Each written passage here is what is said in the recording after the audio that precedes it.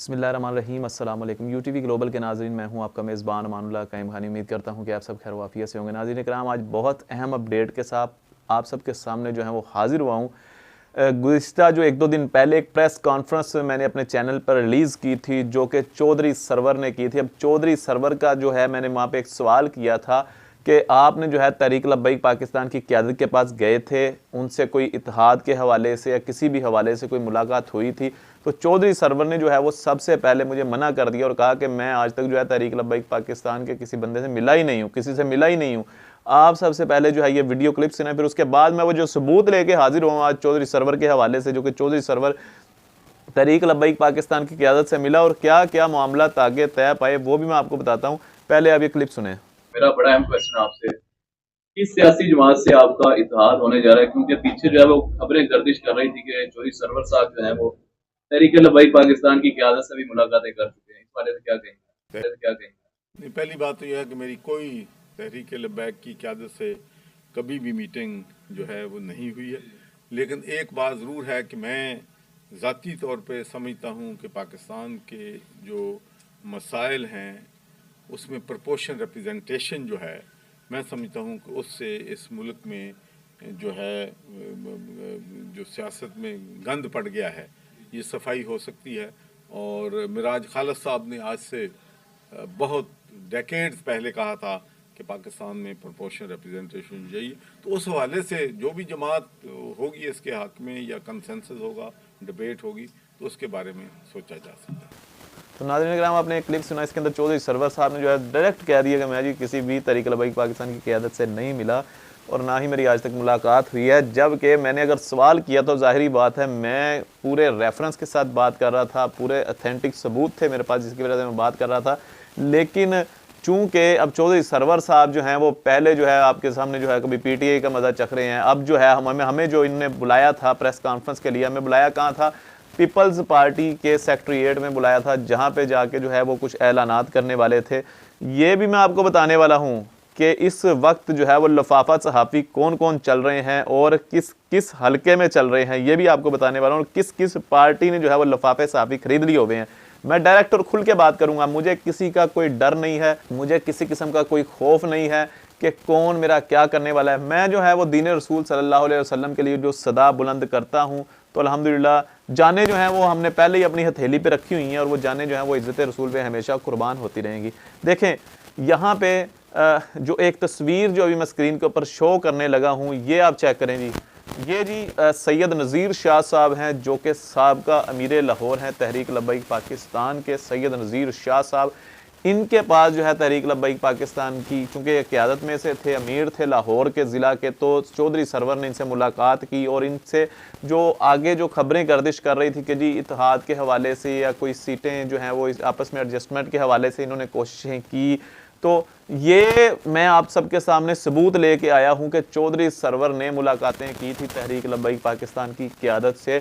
अब यहाँ पे सवाल ये पैदा होता है कि ज़ाहिरी बात है जी, एक यूट्यूबर अगर किसी यूट्यूबर के पास जाएगा तो वो किस वजह से जाएगा? ज़ाहिरी बात है वो कहेगा यार तेरा चैनल चल रहा है, मेरा चैनल नहीं चल रहा, यार मुझे कोई टिप्स बता मुझे, या फिर ऐसा कर अगर तेरा चैनल अच्छा चल रहा है मुझे अपने चैनल में साथ ज्वाइन कर ले, शेयरिंग पे कर लेंगे काम, ठीक है।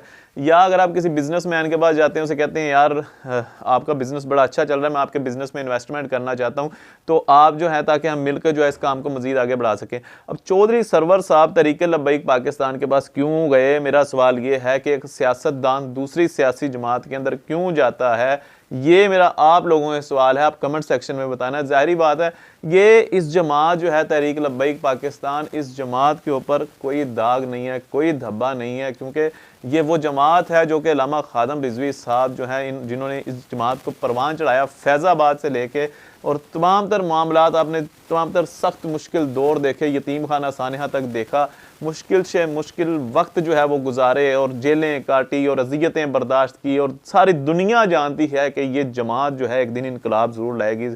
तो इस वजह से जो है ये तो सिर्फ चौधरी सरवर साहब हैं, बहुत सारे जो सियासी हैं लोग वो इनसे मिलने आते हैं।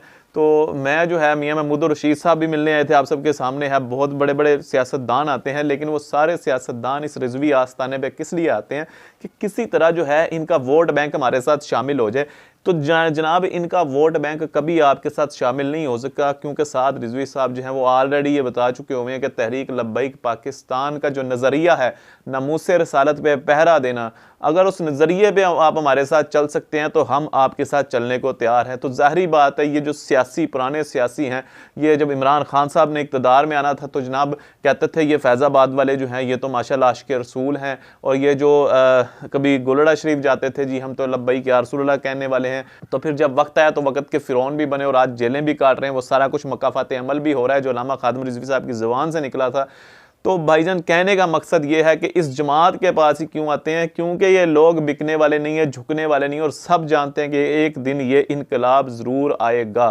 तो नाज़रीन कराम ये थी चौधरी सरवर साहब के हवाले से। दूसरी जो मैंने बात की लिफाफा सहाफ़ियों के हवाले से, इस वक्त एक जमात को तो बिल्कुल साइड पे कर दिया गया हुआ है जिसको मैं नहीं डिस्कस करना चाह रहा। दूसरी जमातों की अगर बात की जो इस वक्त बाहिर हैं, इक़्तिदार जो हासिल करना चाह रही हैं, हालांकि उनसे वो जो साइड पे की गई है वो भी इक़्तिदार हासिल करना चाह रही है आज़ाद उम्मीदवारों के ज़रिए, लेकिन इस वक्त बात की जाए नून लीग की तो लिफाफा सहाफ़ी खरीदे जा रहे हैं, लिफाफे दिए जा रहे हैं उनको हलकों के अंदर। जनाब आपने हमारी मनपसंद सर्वे करने हैं, आपने सिर्फ पूछना जाके वोट किसका, वोट किसका, वोट किसका, वोट किसका, वोट किसका। तो जो नून लीग वाले होंगे वो सारे कटिंग करके उसके बाद एडिटिंग करके अपलोडिंग हो जाएगी, लोगों को पता चलेगा यार तो इस सारा हल्का ही नून लीग का भाईजान। अच्छा पीपल्स पार्टी के हलकों में क्या हो रहा है जनाब, वोट किसका, वोट किसका, वोट किसका, बिलावल बिलावल बिलावल बिलावल। लोग कहेंगे जी ये तो बिलावल का हल्का जी, यहाँ तो लोग पसंद ही सारे बिलावल को कर रहे हैं। अब मैं आपको यकीन कीजिएगा, मैं आपको हल्फन बता रहा हूँ कि मैं ऐसे ऐसे लोगों को जानता हूँ नाज़रीन इकराम जो कि कहते थे कि मतलब हमने जो है वो ईया का नाबुदू व ईया का नस्ताइन कहने वाले को वोट दिया है और उसी के लिए जो है अपनी जानें तक कुर्बान कर देंगे। हल्फन कह रहा हूँ, हल्फन कह रहा हूँ, हल्फन कह रहा हूँ। वो लोग जो कहते थे कि इमरान खान हमारी डेड लाइन है, इमरान खान जो है पीटीआई जो है वो हमारी रेड लाइन है, भाईजान आज मैंने देखा, कल मैंने देखा, परसों मैंने देखा इस वक्त नून लीग की कैंपेन कर रहे हैं। तो बात सारी घूम घुमा के फिर वहीं पे आ जाती है कि एक तरफ लिफाफा सहाफ़ी जो लिफाफे लेके और दोबारा उन्हीं लोगों को आगे लाने की कोशिशें कर रहे हैं जो कि बरसों से हमारे ऊपर मुसल्लत हैं और बरसों से कुछ नहीं कर सके पाकिस्तान में। तो आज जो है वो इलेक्शन जीतने के बाद क्या कर सकते हैं। दूसरी तरफ वो लोग जो कहते थे कि हम कट जाएंगे, मर जाएंगे, इमरान खान को नहीं छोड़ेंगे, वो भी आज नून लीग की कैंपेनें कर रहे हैं।